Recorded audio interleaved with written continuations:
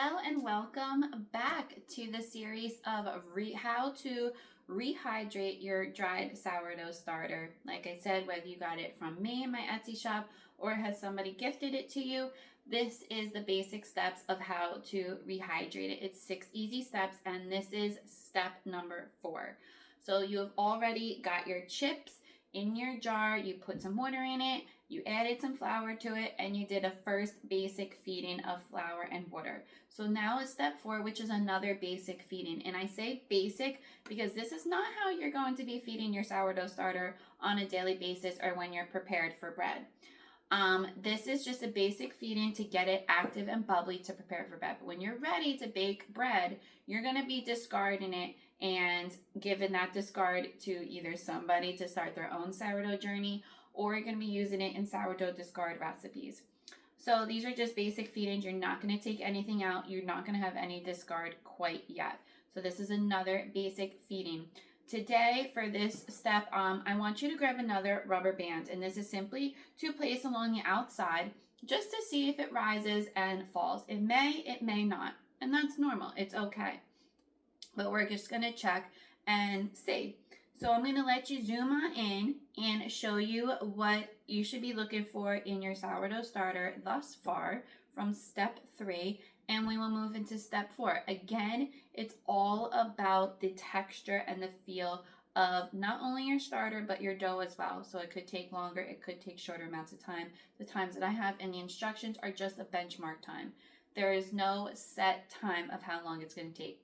Longer, shorter, it's all up to temperature in your kitchen or in your house.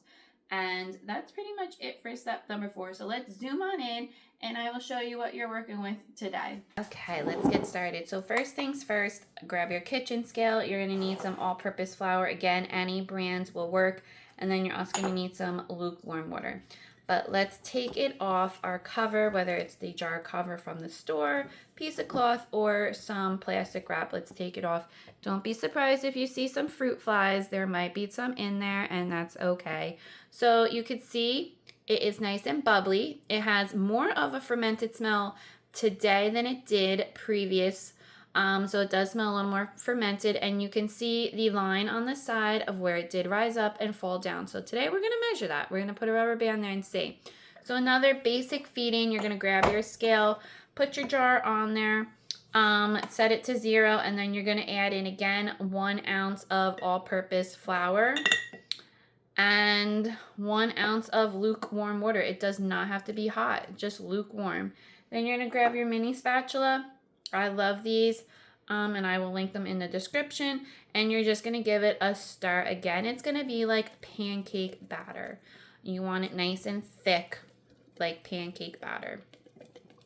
And you want to make sure that you kind of get it all off the sides and that there's no dry spots of flour and no lumps. Try and get it as smooth as you can. You might have to sift your flour beforehand, but I don't ever do that, and I just kind of wing it. So just stir it up. It will get nice and thick. Make sure you scrape off your spatula and then send all that down into the jar so that it can stay hydrated and not dry out. It's normal to have some dried on the side. That's fine. So then that's it. Step number 4, again, is basic. You're going to cover it up with your cloth and with your rubber band. But before we set it off to do its thing, we're going to take our second rubber band and we're going to place it around, and we're going to put it right where the sourdough is, right where the starter is. Just a guesstimate of right where the line of the top of the sourdough is. This way you can see when it rises and when it falls down, and it may or may not do that.